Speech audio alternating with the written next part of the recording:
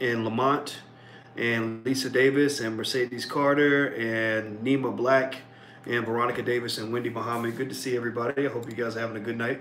Let me see here. I see Lisa says, how are you? I'm doing well. I'm doing very well. Thank you very much for asking. I am, I'll tell you what, I was just now checking out some of that R. Kelly interview, which I don't know if y'all think what y'all think about that, but you know, the funny thing is that the reason I might bring up stuff like that every now and then is because you know, due to the nature of this class, one of the things I want to make clear to you is that, you know, as I'm training you to be internet influencers and how to do your thing online, one of the things I believe, one of my, you know, core philosophies about internet influence is that it's hard to be an internet influencer without being in touch with the world. You know, you have to know what's going on this planet called Earth, and you can't just live in a vacuum. You know, in fact, one of the things that I'll start off with in general, as we kind of tonight, you know, tonight we're going to, I'm gonna give you guys a lecture on how to monetize, you know, how to actually make your money online and stuff like that. You know, one of the things that you don't want to do when you're creating content for other people is to forget that you're creating content for other people. You're not creating content just for you. You're not here to talk about just what you're interested in, because if you're only talking about what you're interested in, then you're going to be talking to yourself. Okay, and I see this happen all the time. I see people that get in there and they say, "Oh, I just want to do what I want to do, and I'm only interested in what I want to be, what I want to talk about."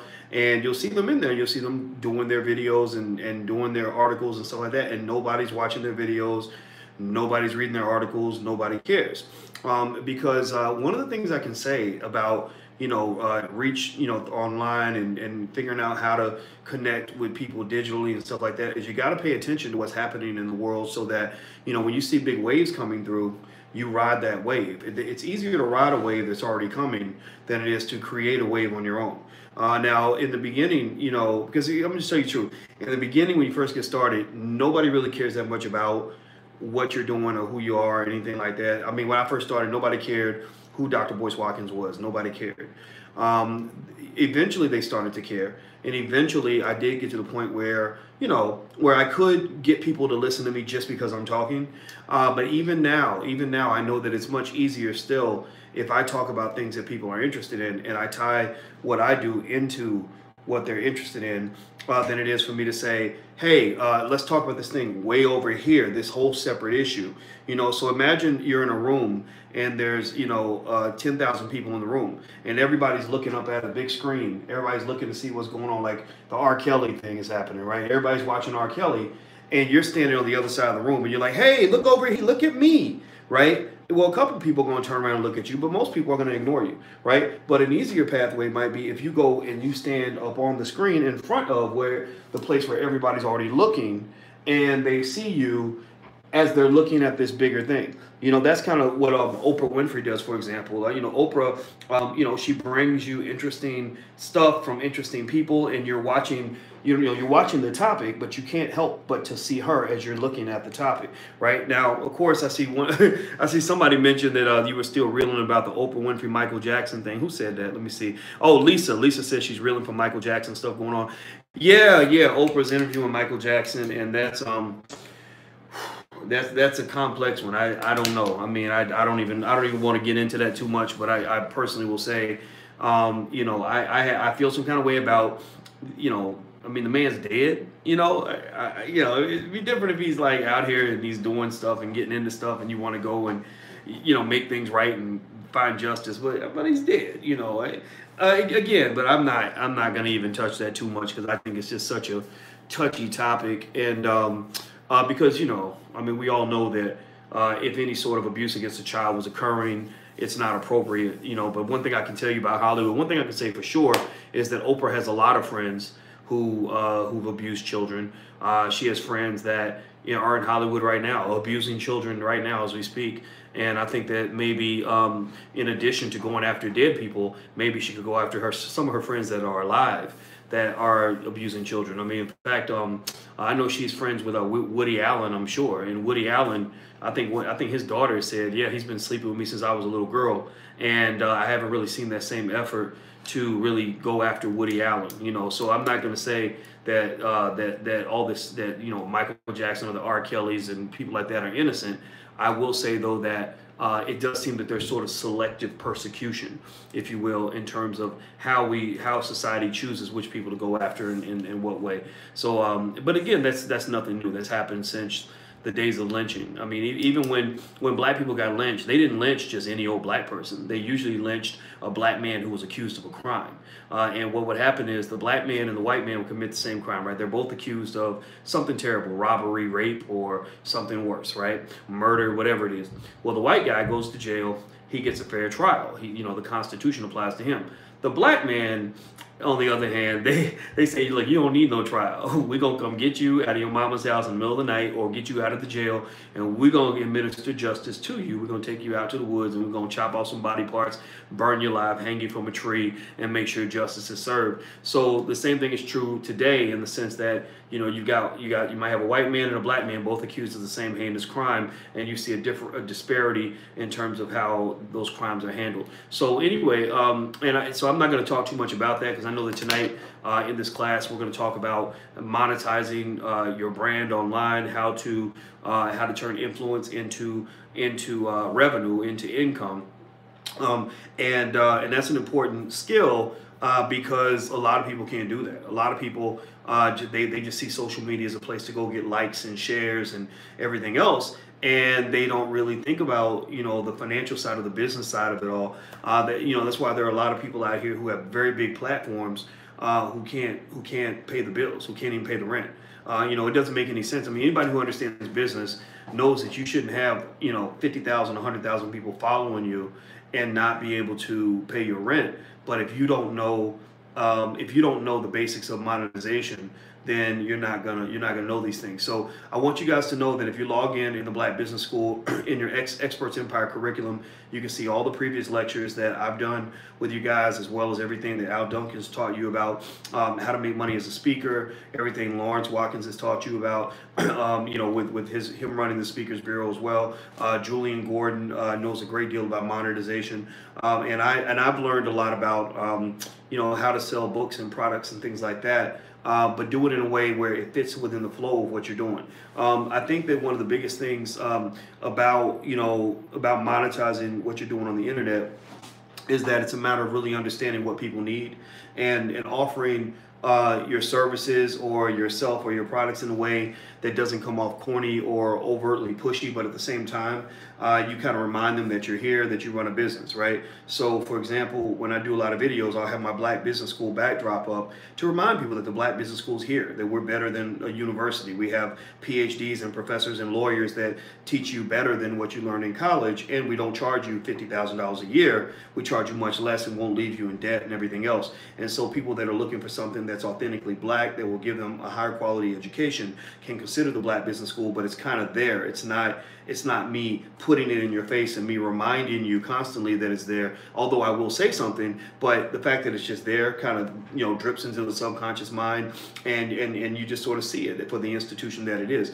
Another example might be this t-shirt. This is a Black gentrification t-shirt that we have actually in our store, and sometimes I'll wear my shirts. I have my assistant send me a bunch of the t-shirts that we have, and a lot of times when I do videos, I will put on a t-shirt, and people will say, oh, that's a cool shirt. Would you, I'd like to get one. And I say, sure, go ahead, right? And it's totally ethical in the sense that everybody that's watching you is already spending money. Everybody that's watching you is already spending tons of money with white businesses they care nothing about them. They care nothing about them. So, my approach is to say, okay, if you're going to spend all this money with white businesses that care nothing about you, that aren't helping you the way I'm helping you, that aren't educating you the way I'm educating you, maybe you can consider spending a little bit with us so that we can function and operate and hire black people and do things in the black community. So ultimately, I'm a big fan of the softer sales process. I'm not a big fan of being overly pushy or, giving people things they don't need. I'm a person who just says, look,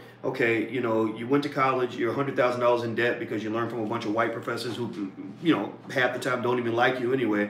Why not learn from some black professors in the Black Business School? Or if you want more of what I can offer you, I do have a book. Feel free to go take a look at the book.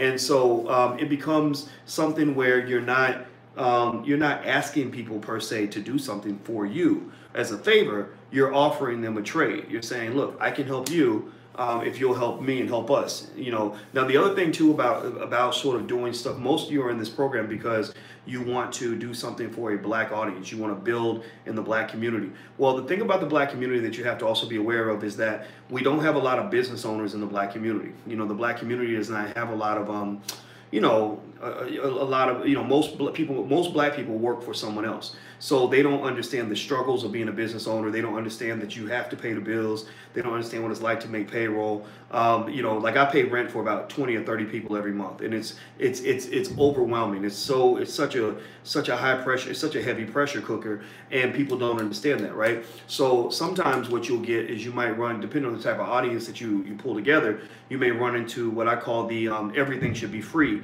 crowd. The people that believe everything should be free, and that if you're black and you care about the community, you should do everything for free. Well, I deliberately, kind of challenge that and say, why should everything be free from the black business when you just went and you spent money at the white business? Why should it be free for the business that's actually helping you, and you just gave money to the business that isn't helping you? So it's almost like a girl telling a boy, like why would you buy flowers and candy on Valentine's Day for the mean girl who doesn't even like you, but you are mistreating the nice girl who's really there for you, who really loves you? And then sometimes what happens is people will kind of wake up to that and they'll say, yeah, that's a good point, right? And so you are going to run into that. And if you really want to educate black people, you would do it for free. I would say, well, wait a minute, but you went to college at Iowa State University and they left you $70,000 in debt. So we're giving you better education. So why would you expect the black business school to be free, but for them you just gave them $70,000 of your grandchildren's income? Like, you just literally put yourself so deep in debt that you're never going to get out of debt before you die. I directly challenge that. A third area is, most of the people, a lot of the people that will say, oh, it should be free, it should be free, it should be free. Well, I say to them, well, yeah, that's maybe it feels that way if you are going to work every day and you go to work at the post office, you go to work at UPS, but you don't work for free, do you? You don't go to UPS and say, because I want to help out and deliver packages, I'm going to do this for free. You say, maybe I would do the job for free if I had a ton of money, but I'm not going to do it for free because I have bills to pay. So, we come back with the same challenge and kind of say, the same way you have to get your paycheck when you do your work because you have bills to pay, we have to get our paycheck when we do work because we have bills to pay. And not just our bills, but the bills of other black people. And we're trying to really build something here, and you can't build without money. So sometimes you have to educate your audience on what you're going through and what you're working through. Some people will get it, some people won't. And that's where you start to establish tiers of recognition. For people that are willing to invest in themselves, you do a little bit more than for the people who want everything for free. And so that's another, strategy in terms of kind of understanding your audience. And also you want to think about who it is that you're attracting to your platform. If you're attracting people that are professionals, that are doing well financially and educated or something like that, they're going to kind of get it right away. But then if you attract some people who will give you grief over every dollar, or who don't want to understand it, they might give you a different experience. So you want to think about, like, who's my core audience, who am I connected to, who am I working with? Now, before we get started, let me show you guys some examples of some people that are good social media influencers. Correct. Where's the documentary on her buddy Harvey? Oh yeah, Harvey Weinstein. Yeah, Oprah was really good buddies with Harvey Weinstein, and a lot of people say, well, we didn't know, nobody, Oprah didn't know about it. That's not. I don't think that's really true, because a lot of people knew about Harvey Weinstein. Even I knew how heinous Harvey Weinstein was, and I'm not even in Hollywood, but I knew. Dame Dash actually told me some stories about Harvey Weinstein, and I said, whoa, this guy's screwed up. And in fact, they gave Dame a hard time over Harvey Weinstein because Harvey had done something inappropriate with a woman back in the kitchen. It was something real nasty. And he cussed him out in the restaurant, and everybody said, oh, he's crazy. Dame is crazy. Why would you cuss out Harvey Weinstein? He's one of the biggest people in Hollywood. And even I thought, like, wow, that was a big deal. Like, you cussed out Harvey Weinstein? But then a year later, Harvey Weinstein, all these things came out. So, you have to pay attention to the people that did the right thing before it was popular versus people that kind of follow the trends and follow the patterns. So anyway, let me read some of your questions before we get started. Yes, businessmen who were standing tall. Okay, I don't. Let's see. A lot of the lynchings were black businessmen. Yeah, that's so true. That's absolutely true. Yeah, when you start to compete financially, that's when they really want to come get you. That's when Dr. King got killed. Was when he started actually talking about finances. When he started talking about money, that's when they said, okay, we got to get rid of him. He was talking about money and power. Money. One, he came to Washington and said, we come to collect our check, which is really what a lot of black folks are saying now to the politicians like Bernie Sanders and people like that. We've come to collect our check, and that's what it's going to be. And then two, Dr. King was, according to his close friend who detailed exactly how they assassinated Dr. King, because they spent a year and a half planning his assassination, according to this friend who's been researching his death for about 50 years. He actually says Dr. King was actually murdered in the hospital after he got shot, that they smothered him to make sure he was dead. He said that one of the reasons Dr. King had become a threat also was because he was speaking against the war, and also he was actually planning to run, I believe, for president of the United States. And they didn't like that, and they thought he was going to bring all these poor people to Washington, and that it was going to get out of control, because they were really scared that the population would just sort of be uncontrollable. How about that? Okay, so let me share these slides with you. As we kind of talk about monetization mastery and what that kind of looks like. And what I'm going to do is I'm going to show you a few people who have done an excellent job at internet monetization and brand building. The first person here is a lady named Internet Monetization and Brand Building. The first person here is a lady named Supercent and another one named Kylie Jenner.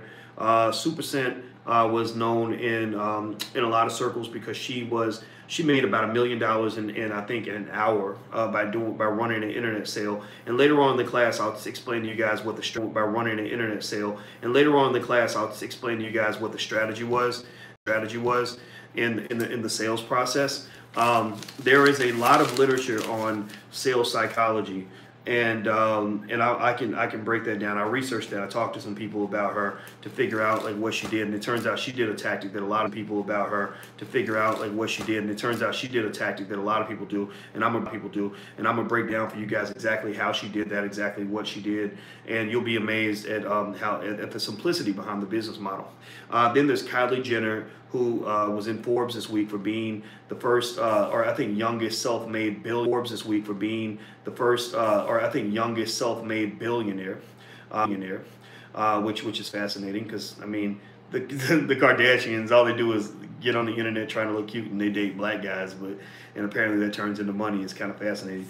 Then there's Tommy Sotomayor. This is an example. These are people I just grabbed online. Tommy Sotomayor. This is an example. These are people I just grabbed online. Tommy Sotomayor is, pretty controversial. He runs a lot of YouTube channels and stuff like that, but he does make a lot of money. He probably makes in the tune of hundreds of thousands of dollars, maybe over $1 million. This is Russell Brunson, who graduated from college. Who was a guy who said he couldn't even make $10 on the internet, and I think he's made $100 million. He runs ClickFunnels, which I'll tell you guys about a little bit more either later or in a different lecture. Here's another one, Gary Vaynerchuk, or in a different lecture. Here's another one, Gary Vaynerchuk. Gary Vaynerchuk, he's a little bit like me. He's a business guy. He gets online and he cusses a lot, and but people like it because he tells it like it is. And his company, I think his company's worth over 100 million or something like that, so he does pretty well. Here's another company's worth over 100 million or something like that, so he does pretty well. Here's another brother, Marquise Brownlee, who is a tech guru.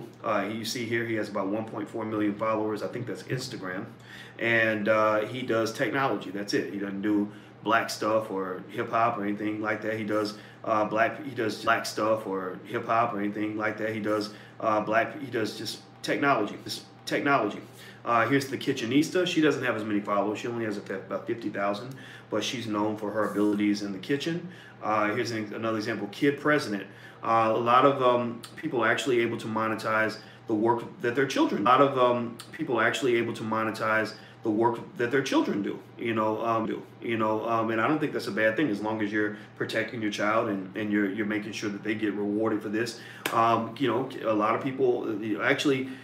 Kids watch tons of videos online. There's a ton of YouTube videos. I mean, the kids tons of videos online. There's a ton of YouTube videos. I mean, the kids in our house, one of the 8-year-old, we have to stop her because she walks around the house with this screen, staring at the screen. I don't know if anybody else has that in their house, but like literally she's walking around staring at this screen all day long, and we'll be like, why is she watching these videos? And what I'll do day long, and we'll be like, why is she watching these videos? And what I'll do is I'll look at who she's watching, and then I'll see that person that she's watching, and I'll look and see how many subscribers. I'll say, oh my gosh, that person has 14 million subscribers, and that person's video has 12 million views, that one video, right? And so there are a million views, that one video, right? And so there are lots of people like Kid President. You see he has 291,000 followers on Instagram. I don't know how many he has on YouTube, but he's a cute little kid. He kind of does his thing. It's pretty cool.